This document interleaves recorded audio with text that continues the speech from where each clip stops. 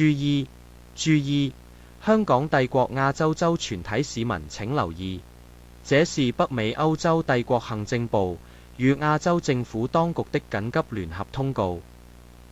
今日早上，科學家發現本地上空出現異常現象，雲層開始轉為紅色，並降下被稱為血雨的雨水。宗教顧問警告這或許是天神震怒的徵兆，而科學專家則警告血雨本身可能含有劇毒，對人體有嚴重危險。全體市民必須保持冷靜，立即採取安全措施，沒有保護衣物或雨衣，嚴禁外出，切勿直接接觸雨水。家長必須看管好兒童，讓他們留在室內。商店、學校和交通系統將限制運作，直至另行通告。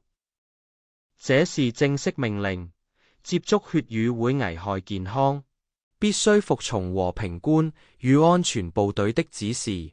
更多信息將由聯合科學委員會確認後再作廣播。保持警覺，保持忠誠，保持安全。1982年，北美歐洲帝國行政部與亞洲帝國州政府聯合發布。